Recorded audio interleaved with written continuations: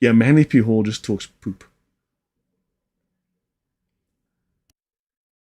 So, now the advent of Christianity is linked to Sol Invictus partly because December 25 marked the Feast of the Unconquered Sun before it became officially recognized as the birthday of Christ.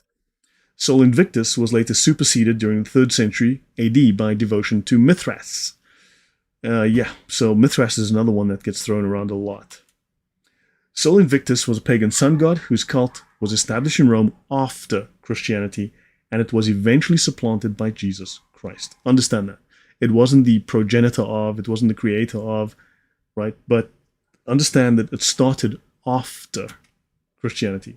Now let's have a look at Flavius Valerius Constantinus, or Emperor Constantine. The Romans were very multicultural, and they were searching for a unifying religion. Now, Constantine was involved in the Sol Invictus movement before converting to Christianity. So there's one of our links to why they claim that really when he just took Sol Invictus and made him Jesus. And Bob's your uncle, there he created Christianity, right? There were complex reasons for Constantine's conversion, including the desire to save a failing empire. He delayed his baptism until just before his death, but this was not an uncommon historical practice. Constantine saw himself as a bridge between Christianity and paganism. Don't forget, he originally came from a pagan background, and the empire was heavily pagan at that point. Sergeant Grinch, welcome. Great, glad to hear it. Yeah, all the best to Chloe. So Constantine saw himself as a bridge between Christianity and paganism, and the role of the Roman emperor included being the bishop for pagans. Shay, so thank you very much. Appreciate the purchase.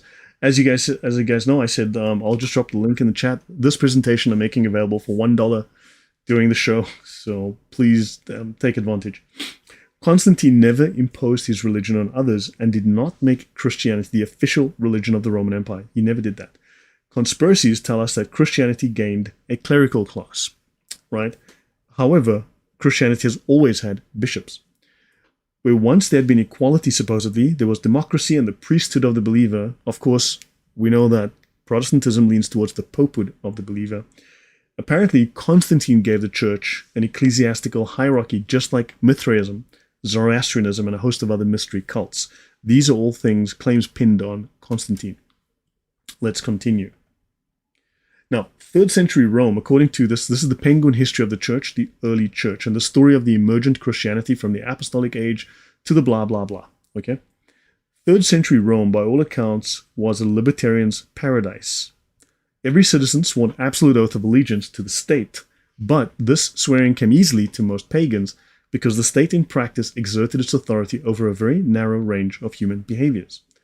One reason for Roman military success, according to historian Henry Chadwick, that's the book here behind us, was believed to be the fact that while other peoples worshipped only their own local deities, Romans worshipped all deities without exclusiveness, without particular preference, and had therefore been rewarded for their piety. So the Roman Empire didn't pick any particular religion. They allowed freedom of all religions, and they believed in all the gods. Christianity was deeply exclusive, and that ran contrary to the whole pagan idea, right? So because the Romans were so inclusive, therefore they didn't offend anybody, and everyone was happy to be part of the group. Now, even the apparently exclusive religion of Judaism had been welcomed into the loose polytheism of the Romans by identifying the god of the Jews with Dionysus, and also because they reverenced Saturday with Saturn.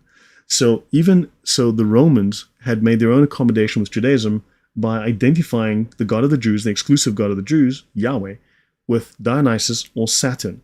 These were things said by the Romans, and idiots come along afterwards and say, well, Yahweh actually comes from Saturn and Dionysus, and it's like, yeah, because they're terrible at history.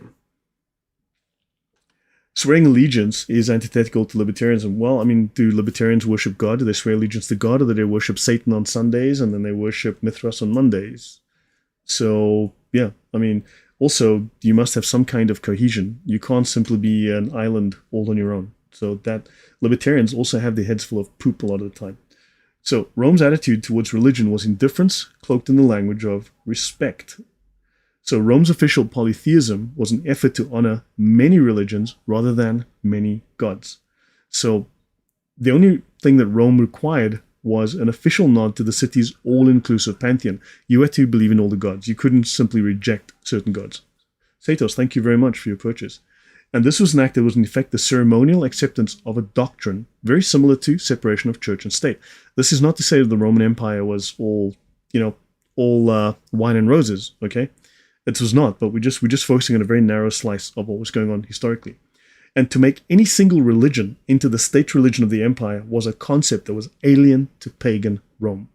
And thus, the acceptance of Christianity was a massive social upheaval. Understand that.